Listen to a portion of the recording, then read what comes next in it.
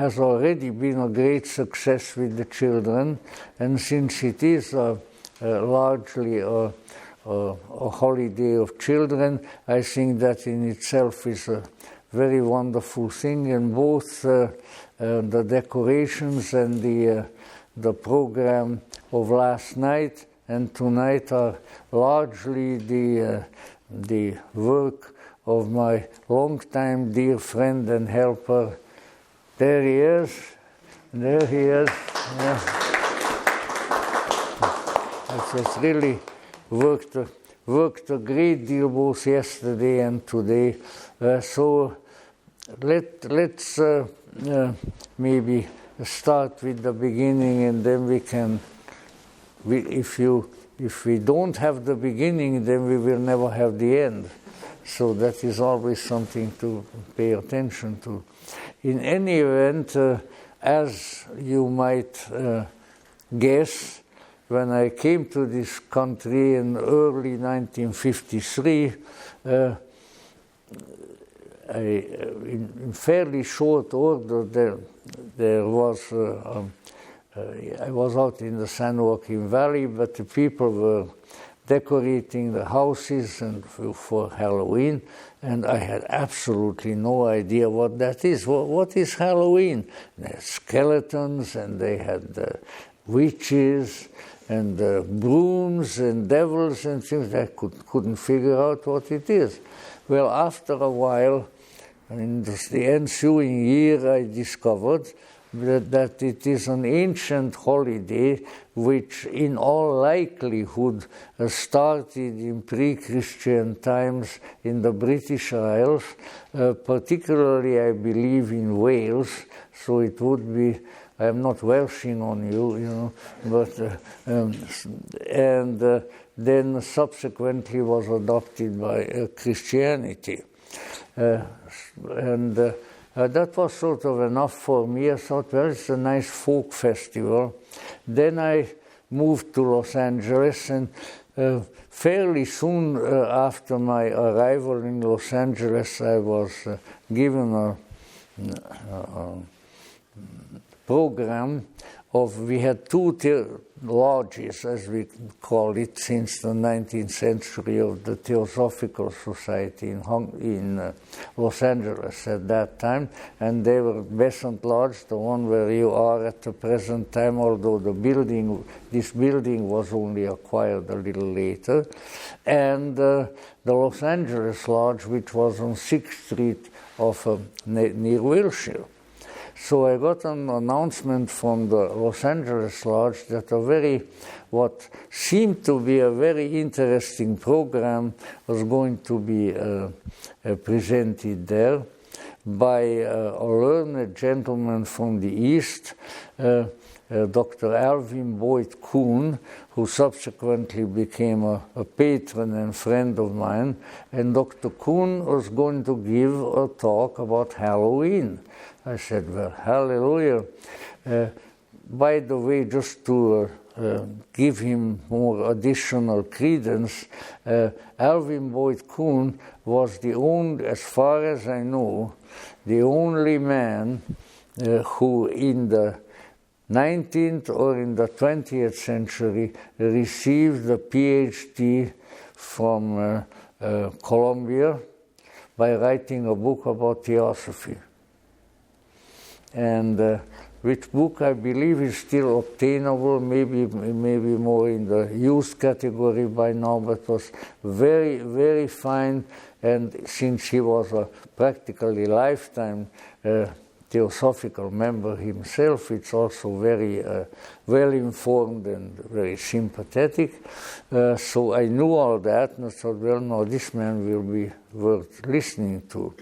So what he did was a very, very interesting presentation. All of his talks were, but specifically about Halloween. Now, when I tried to kind of recollect or regurgitate of what he was teaching at that time, I usually had some visual aid which I dispensed with this time, but in those days we had a ready-made and well-established scholastic aid, which was the blackboard. So there was Dr. Kuhn drew an interesting design on the blackboard and explained it, and I have tried to do that since then, and sort of mine never succeeded as well, and consequently I dispensed with it today. I also had it in reproduced print. In any event, what he drew on the blackboard, and it was a blackboard, it was on a green board, and it was on a red board, it was a blackboard. What he drew was a circle intersected by an equal armed cross. And this is the ancient and rather helpful symbolization of the path of the sun throughout the year, and thereby you might say it is a diagram of the solar year. Now, that being the case, what you have then at the ends of the cross, at the cross on the top is the summer solstice. The cross to the right of that from the design's point of view is the autumnal equinox.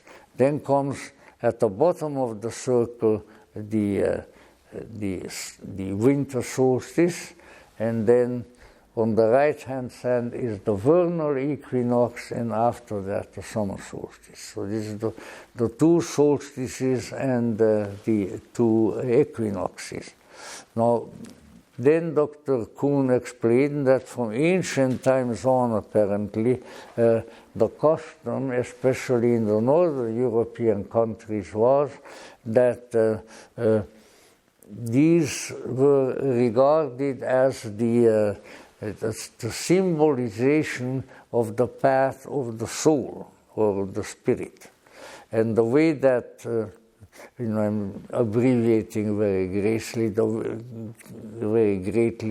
way he worked that out was that the journey of the spirit starts with the summer solstice. That's when we are the closest to our Father, the Sun, great symbol of the deity in innumerable cultures.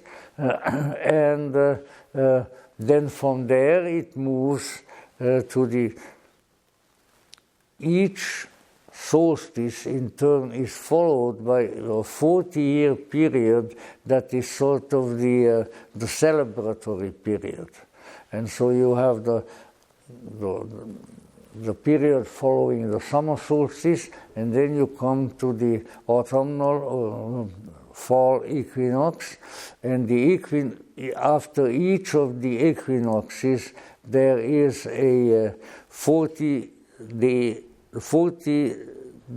period, which is the celebratory cycle.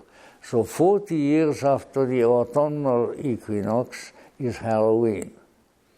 And that this was its claim to fame in the ancient days and in the pagan days. So when once again we relate this to the journey of the spirit comes from the great fire and descends at the summer solstice, and then there is a celebratory cycle for that. And now it descends down into the lower worlds, and it descends into the material world. The way Dr. Kuhn explained it, that as it becomes darker in the fall, and as autumn sets in, the spirit is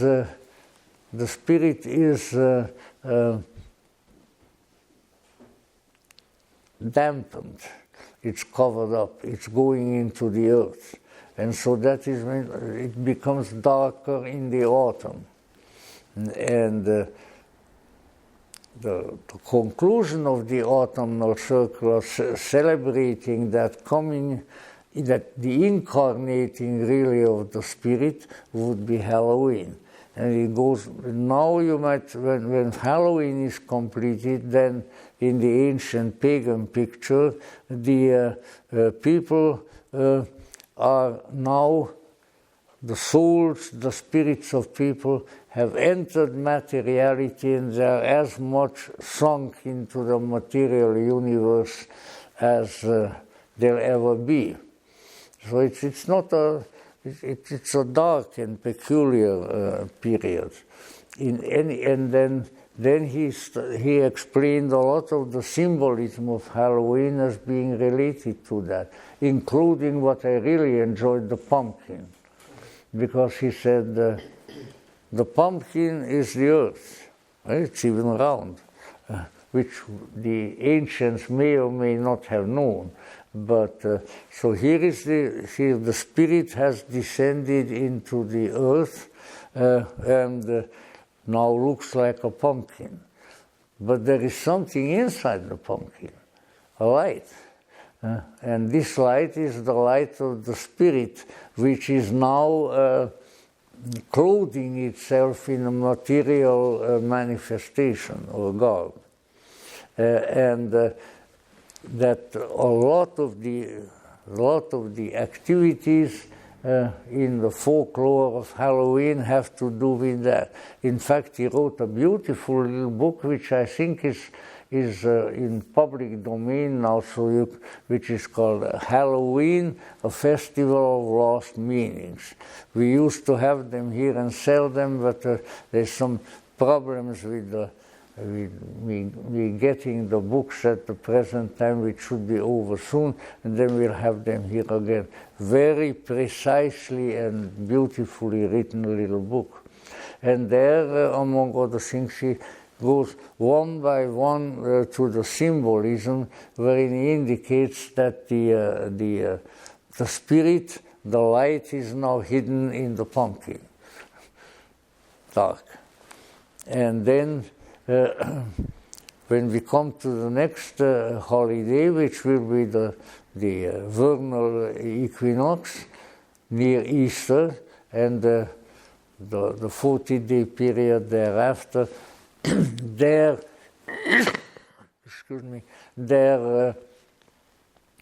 we find that now, after having gone the whole half circle, the spirit is beginning to become active. And the activity of that spirit in religious terms came to be known as the resurrection at Easter. So the coming down from summer through autumn to winter is the physical life, which equals a spiritual death. The spirit is now concealed in the pumpkin. And then as it begins to rise out of it, by spring, the spirit rises, and we have the coming to life back again. And then from there it rises in greater and greater activity and triumph to the summer solstice, at which time it goes back to the Father, the Son. So it's a complete journey from descent into materiality to ascent from materiality, and that this gives Halloween its meaning, of course, also, because there what we have is sort of the spirit trying to come to terms with materiality, being now locked up in a material body. Or as William Butler Yeats in one of his poems describes himself as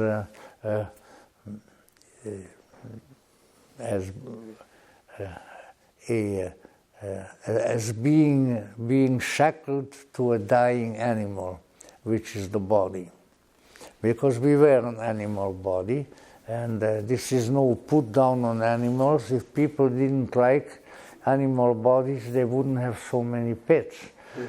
You know, it's when I look out the back door of my apartment and the smaller street in the back, and people are walking back and forth, the number of dogs is way larger than that of people, and it's just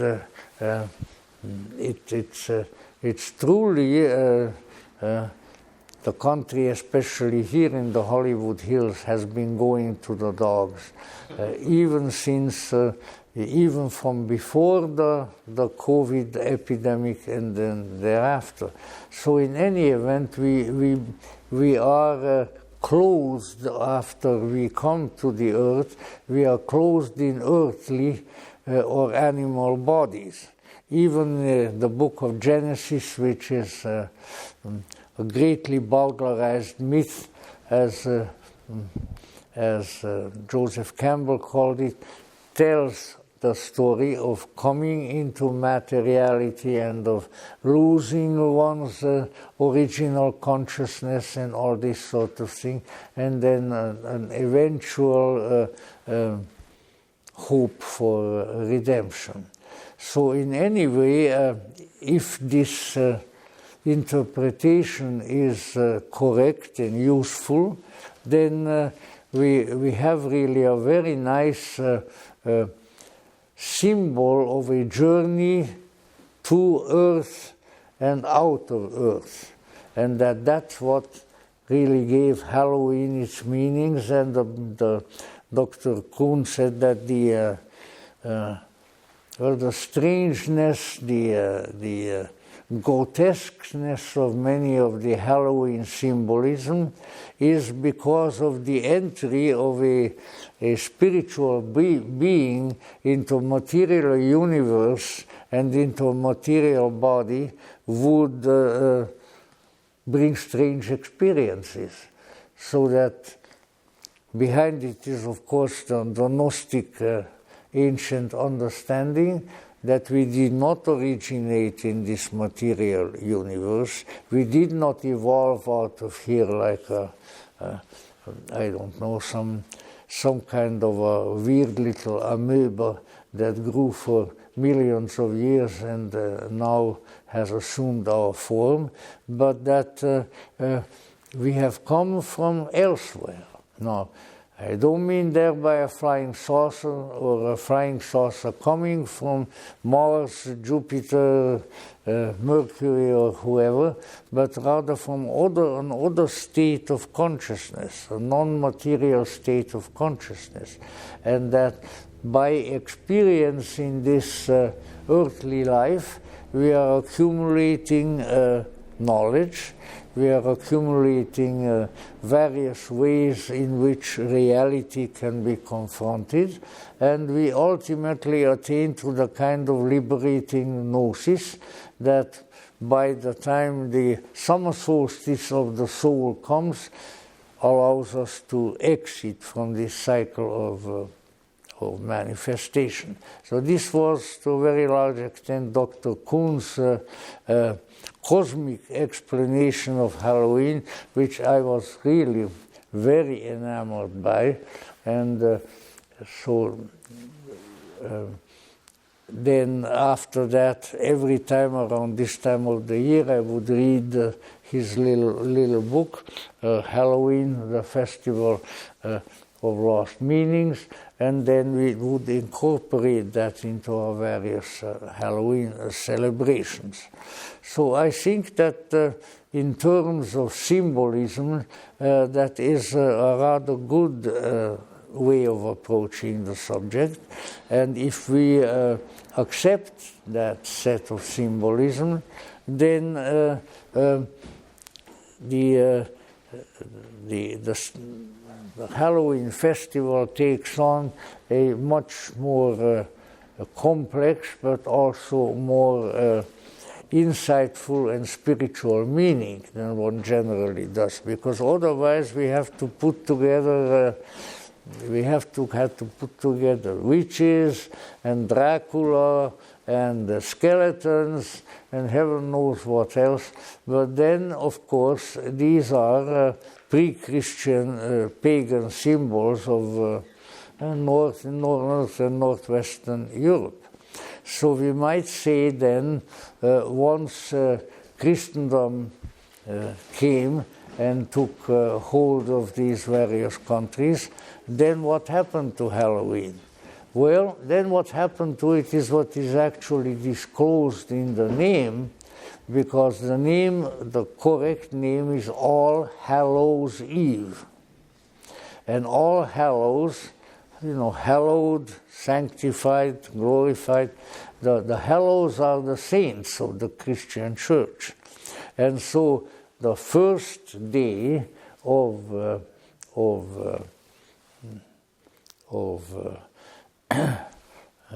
November, which I think is today, is festival, is in the ancient Christian calendar, is the day of All Hallows, of All Saints.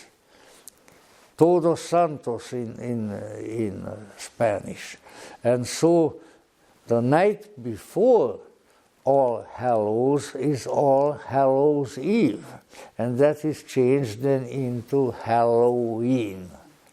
Now, however, the story does not end with that, because it seems the Christian calendarists, the calendar makers, went even further, and I really don't know what they were thinking, but I sort of imagine that one thing that they may have been thinking was that why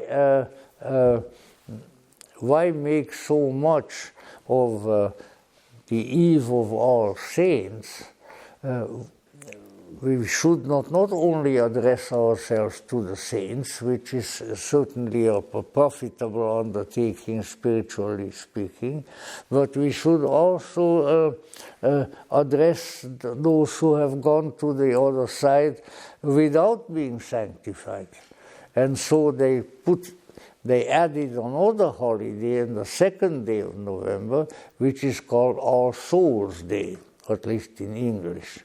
In Hungarian it's called Halottak Napja, which means the Day of the Dead, which is also, when translated into Spanish, the Spanish name of the holiday. So we have these twin holidays, the Day of the Saints, of All Saints, and the Day of, well, we might say All Dead, put right next to each other. And this, I think, in itself, so often when the ancient pagan patterns were translated and put into a more up-to-date context, was really quite a nice idea. Because, let's say, there have always been saints in the world. You may not call them by their Latin name, Sanctus, whatever, but there have always been, and there are now. There are Buddhist saints, there are Hindu saints, Confucian saints, and these were regarded, Mahatmas and Rishis and so forth in India, these were regarded as the flowering and the fruit of human spiritual development.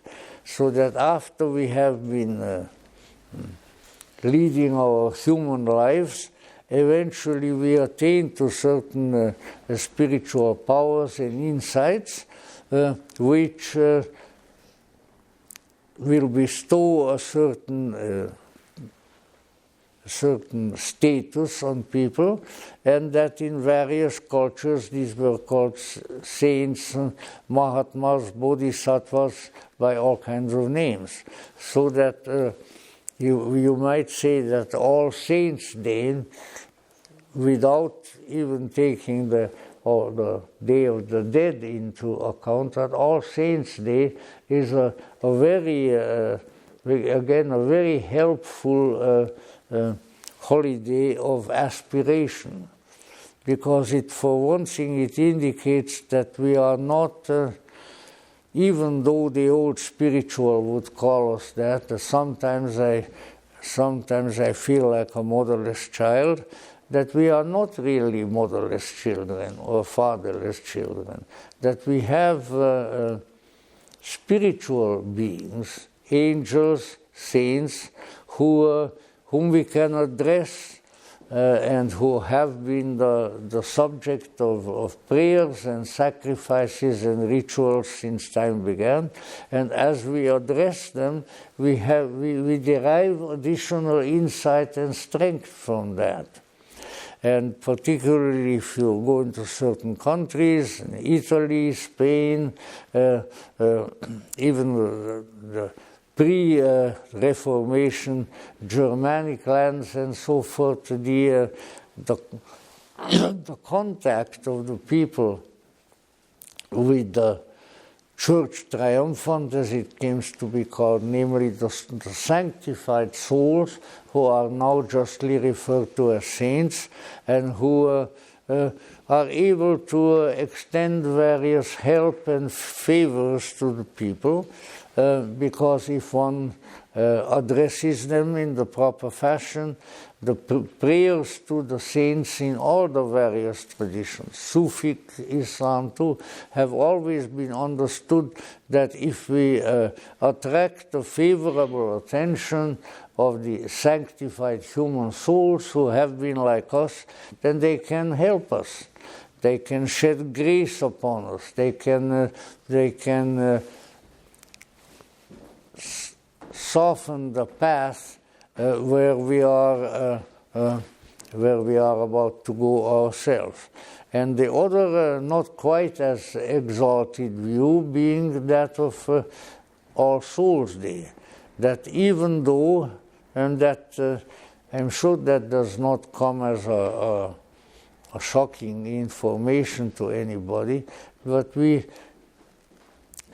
generally like to remain connected spiritually, in soul, in mind, with our family members, our friends who have died, who are no longer in the body.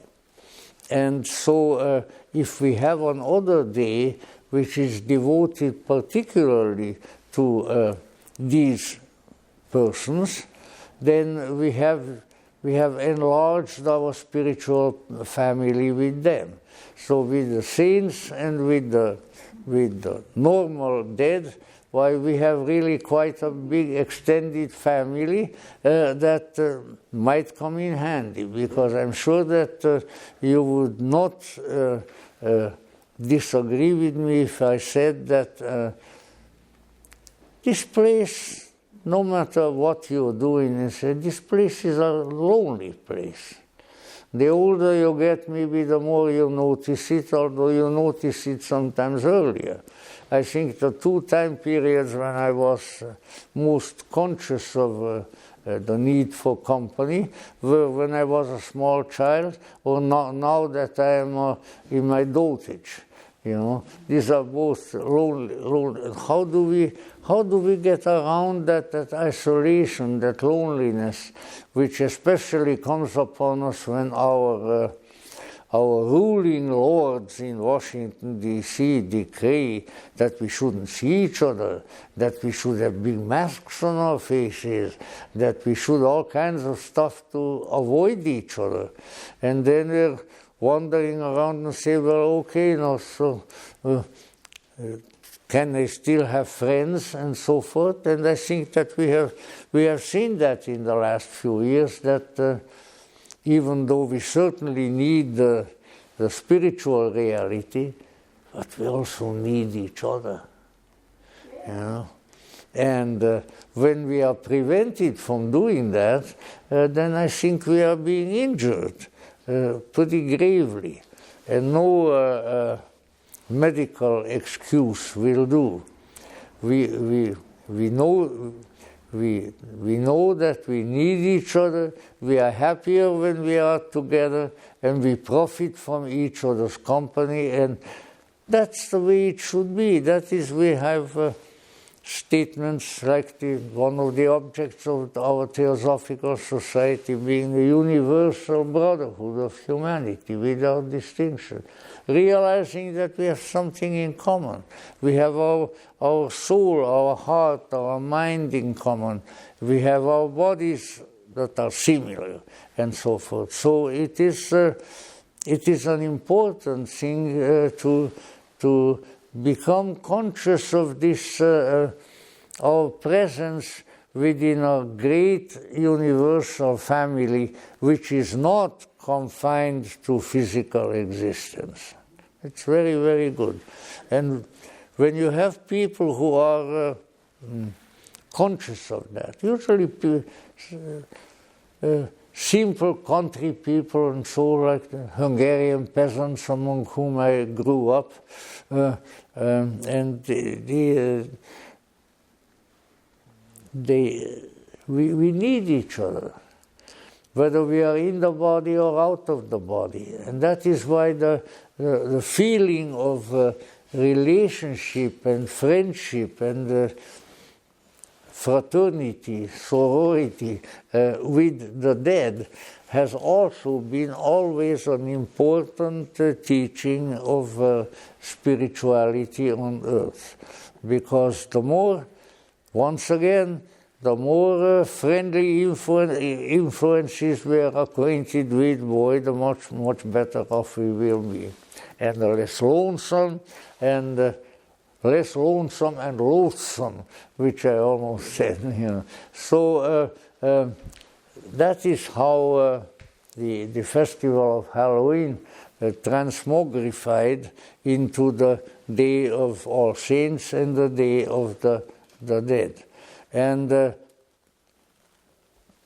these are both important issues, because we should seek the company of those who have, those who have made it better, had a better, more saintly life than ourselves.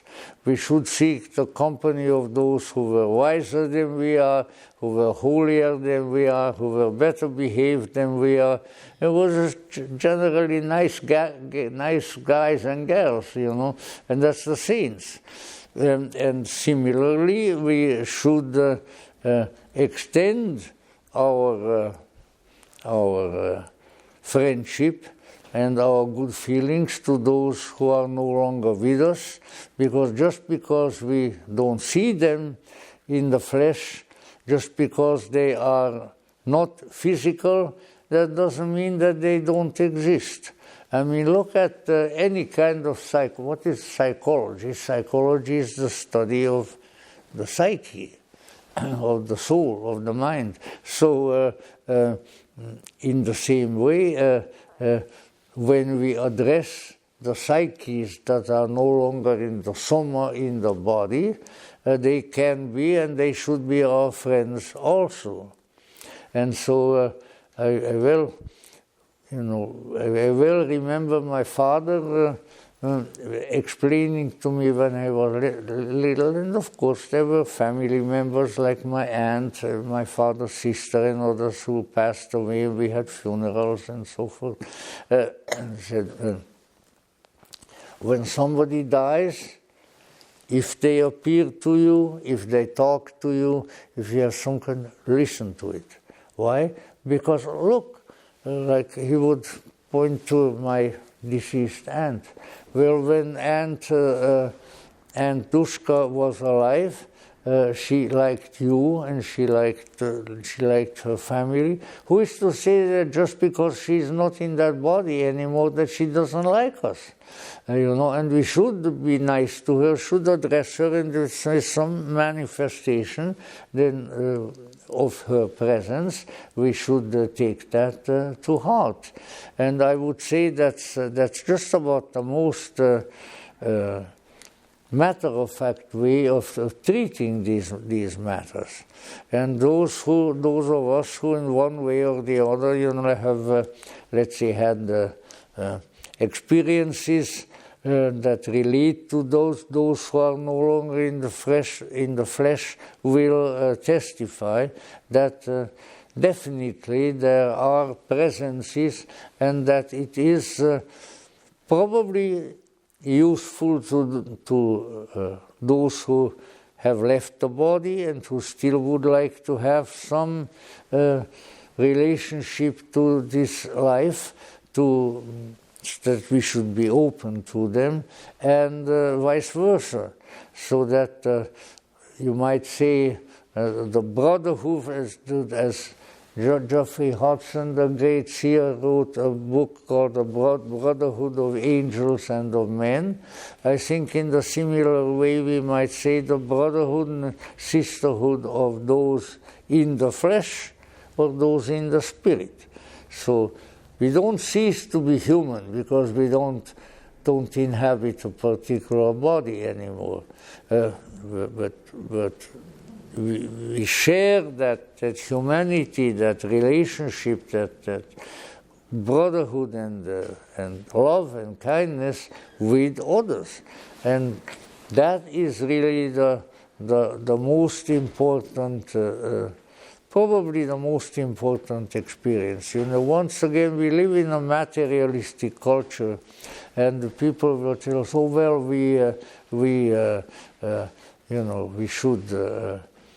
we should realize this brotherhood of humanity," and says, "No, but if that brotherhood, sisterhood, or I don't know, nephewhood, niecehood, whatever, if that is all based on physical bodies, then it's a rather poor relationship.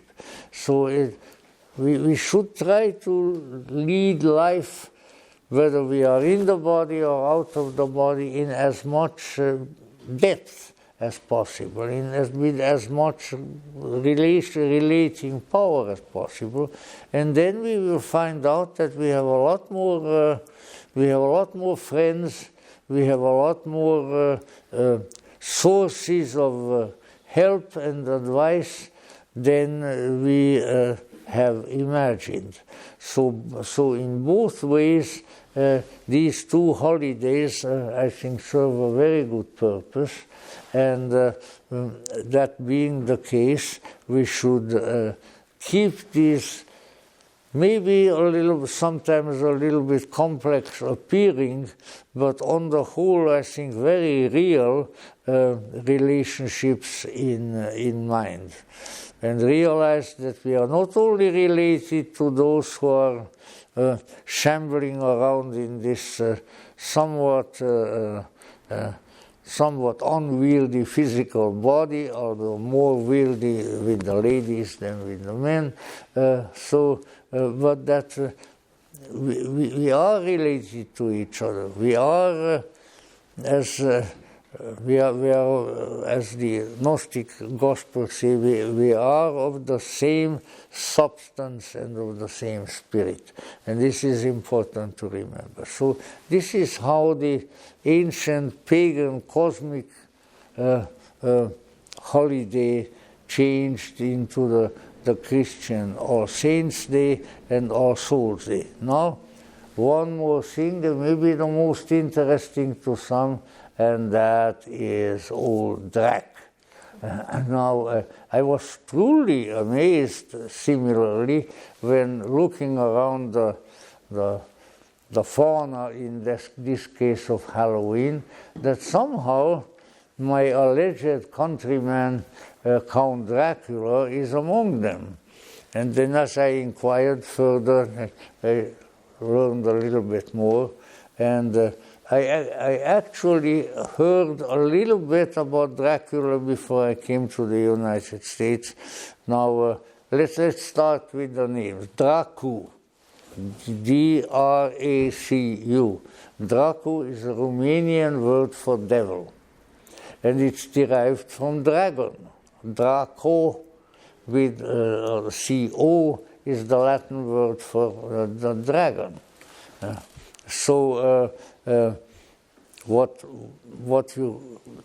a Romanian wants to bawl you out and give you hell, he says, "Du-te la dracu, go to the devil," and things of that sort. There are all kinds of very wonderful cuss words in Romania. I am not a Romanian, I'm a Hungarian, and I spent very little time in Transylvania, which is the Romanian-Hungarian part. But then when I was in exile in Austria, it so happened that in the city of Innsbruck there was a fairly large contingent of runaway Romanian army officers. And I befriended them, and most of them spoke Hungarian. I spoke a little Romanian. Very, very jolly, very nice people. In any event, so eventually I found out that there was this story that really hardly anybody in Romania, whether it was the Transylvanian Romania, which is the one that used to be Hungary, or the Regat, which is Romania further on down toward the ocean, that whether any of these, there didn't seem to be much recognizable vampire lore. And then somebody told me, well, you know, that all of that, or most of that, comes from a book written by an Englishman, which was the book Dracula. And then I discovered that, let's see, what was his name, the author? Bram Stoker. Yeah, Bram Stoker, who was a theatrical man. He was also an occult student. He and his wife, I think, were both members of the Hermetic Order of the Golden Dawn. You know, the tarot people and the magical people and so forth. So he wrote a very engaging and lively, well, what might we call it, a Gothic novel of considerable size and of considerable interest, and that was called Dracula. So what he did was, for one thing, you know, the pronunciation of certain letters in the different languages is different. So what he meant to write was the Romanian pronunciation, which is Dracule.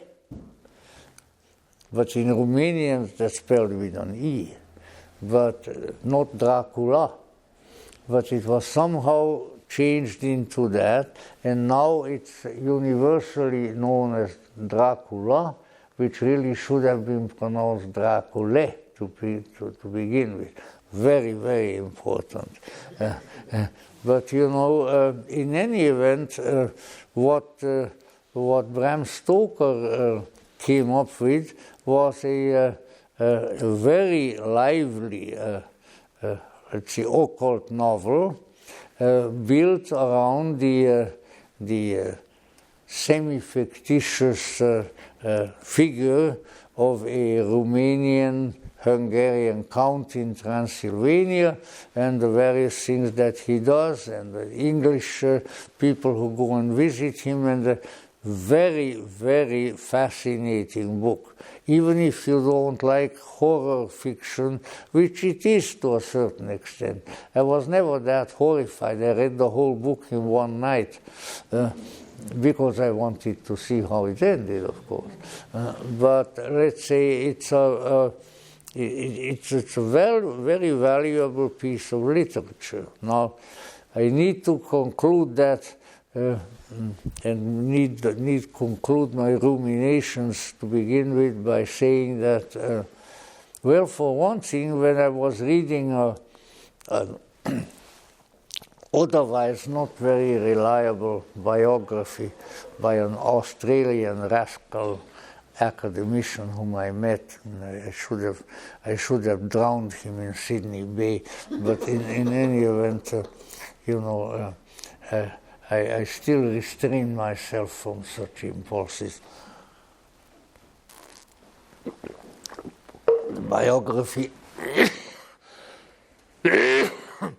of Bishop Charles Webster Leadbeater.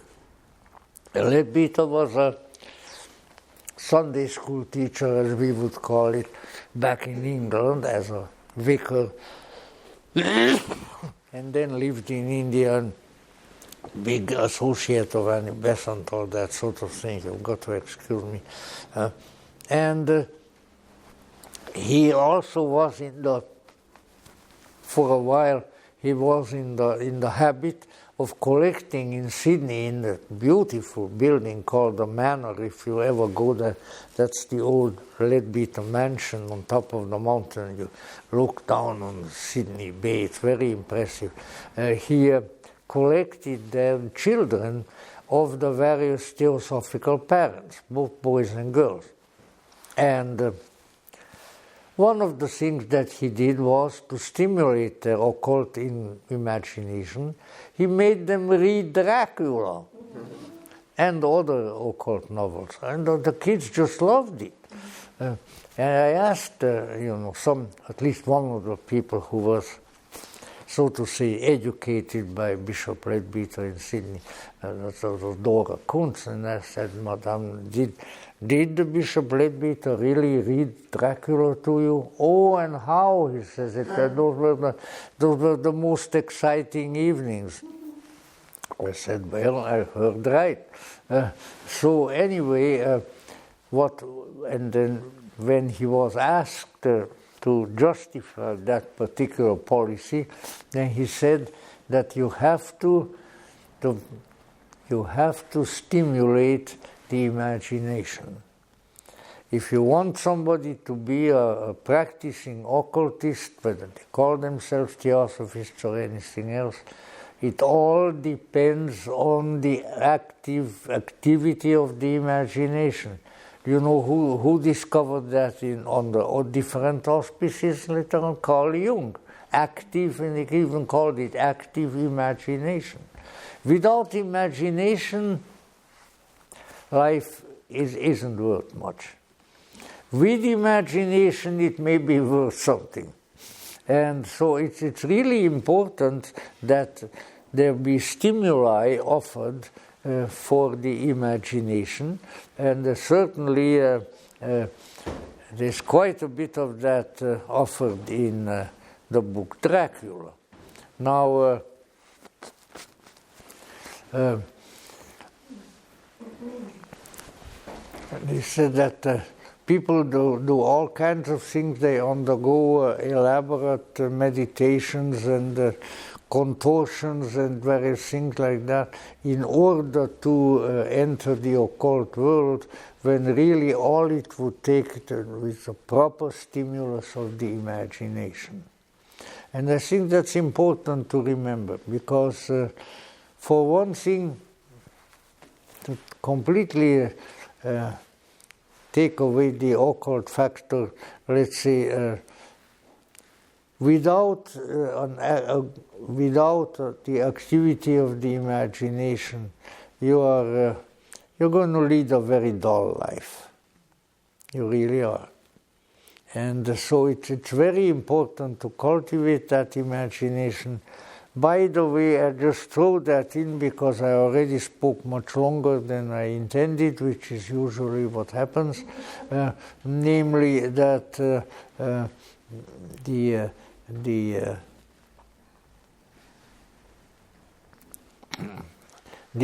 obviously the imagination is of extremely great importance, and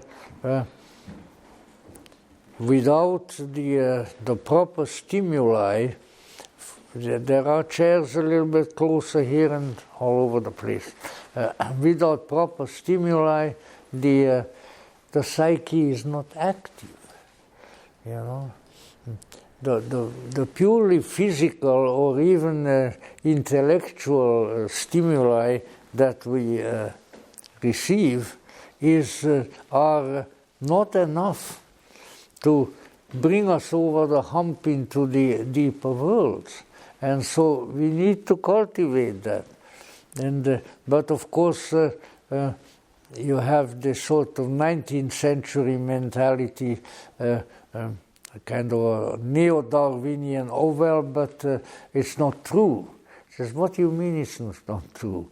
You know, what your imagination is able to relate to is true. It's not intellectual truth, it's not physical fact, but it is nevertheless true. And through that kind of consciousness, you can enter the deeper worlds and have a much larger and really more interesting world to live in than you would otherwise. Now, one very last little thing. I had the suspicion, and probably many others did too, but I had the suspicion after reading Dracula, and I said, I found a book, a little store on Franklin Avenue. I lived on Whitley Avenue at that time. I went home with the book, and I went and I read it all night. And I had to get up to go to a secular job in the morning, but I was able to do it. But so, let's say, it's a very engaging book. But what we discovered, among other things, was that the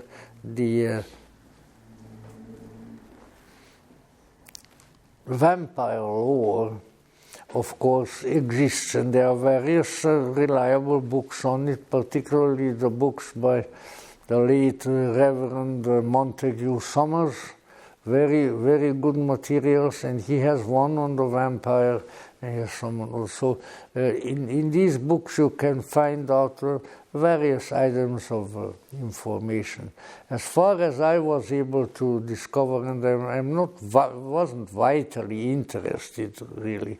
After I read Dracula, that was sort of enough for me. But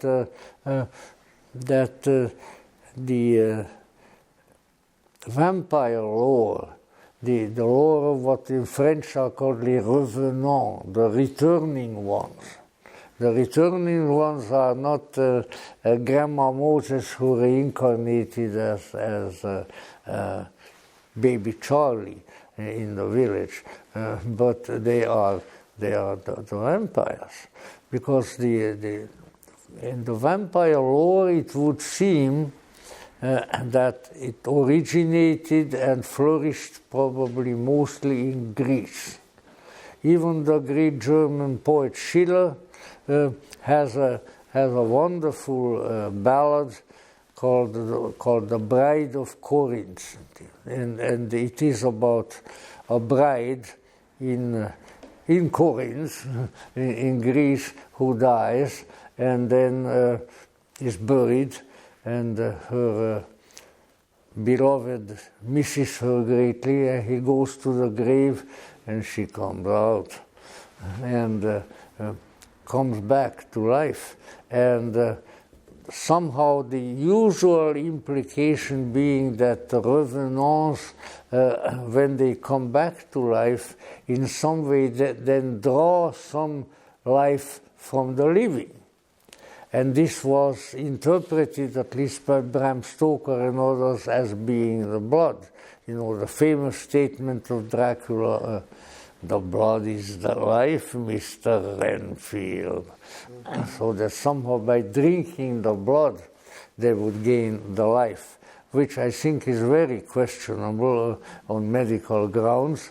But in any event, the idea of a sort of parasitical existence of spirit beings of some sort is fairly well accepted all over the world.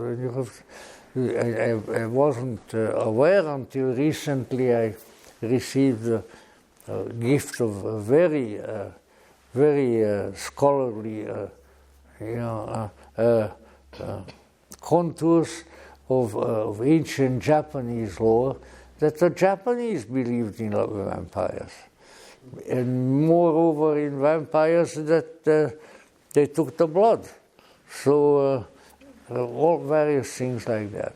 And I had a suspicion which was never justified, but there has been some literature on that now, that and that I'll conclude now on that one, that the original Dracula was a woman.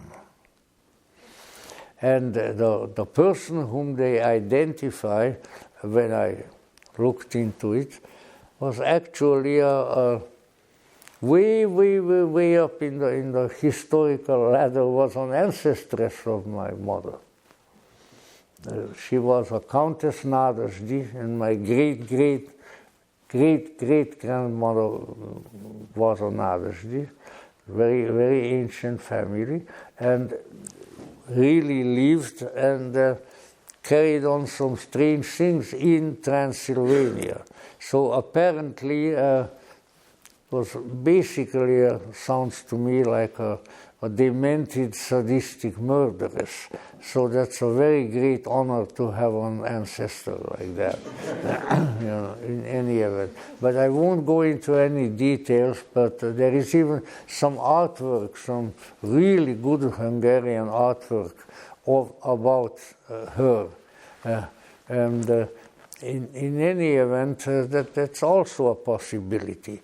But in any event, somehow the vampirical living on the living, so malicious kind of spirit manifestations, these have existed and probably also have existed in this particular case. Just as a little final personal note, my mother, who was very interested in psychic things, even though she didn't really believe in them, that way you can afford to be really interested, because they're not going to get you. So anyway, my mother, as a young girl, traveled around in her home country, including Transylvania, and she visited, I think, every castle that Countess Elizabeth Bathory, who is the blood-drinking ancestor, ever lived in. And my mother says, well, maybe she lived there, but no ghost there now. So it doesn't have to be that way. But let us say, but the further down toward the Balkans you go, there is more and more vampire lore. And the last vampire scandal sort of that I am aware of and that are written up by Montague Summers were in Bulgaria, in Serbia, and in Greece. So why that is probably some ancient traditions of some kind of magical practices that would cause that. But on the other hand, don't be afraid of going there, because there are far worse dangers walking around there, like communist commissars and things of that sort. Those are the ones to be afraid of. The regular vampires, they are not much to be afraid of. But anyway, it's an archetype. It caught on. And people are really interested in Dracula. And people whom you wouldn't expect to be interested in stuff like that, but they are. And so we need to keep in mind that with the vampire, there has reason that it's another archetypal image. And there are movies produced. I think there is a new one coming out about Dracula, which is supposed to tell you how he became a vampire.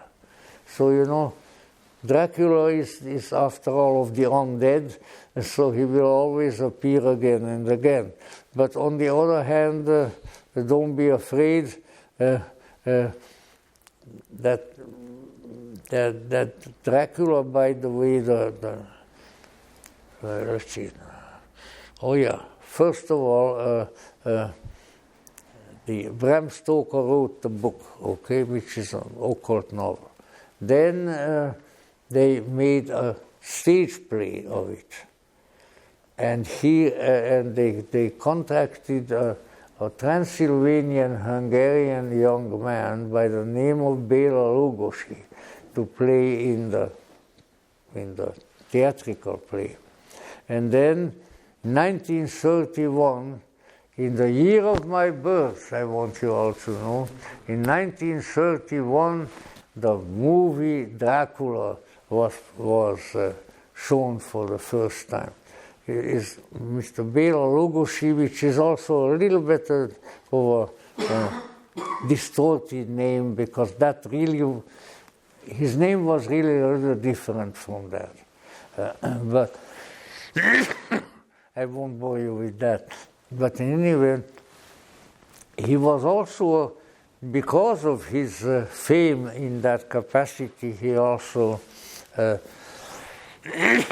became quite a student of esoteric matters. He was a great personal friend of Mr. Manly Hall.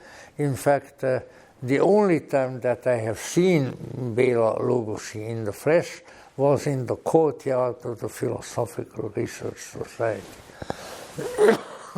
In any event, but he was a Transylvanian Hungarian.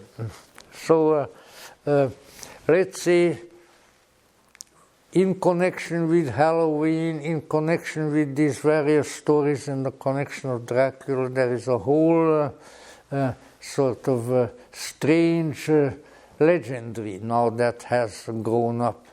And I encountered it first in the USA, but I just spoke on the telephone with my cousin in a suburb of Vienna, and he said that particularly among the young folk, the student folk and so forth, now Halloween has become very popular in Vienna. So there we are. So it's not just a Viennese waltz, but maybe some sort of a vampirical song. I remember one from an crummy Italian movie, My Uncle the Vampire, where when the vampire walks away at the end of the movie, this is the song that everybody sings. Dracula, Dracula, Drac-cha-cha-cha, and Dracula, Dracula, Drac-cha-cha-cha. So, you know, it can be made, vampire can be fun. And I think that should be kept in mind. In fact, it can be a bloody lot of fun if you look at it that way. So God bless you all, and now we will, as the good American saying has it, hang out and get some champagne and things of that sort. So here you have at least 3 things to think about, including Dracula, Dracula.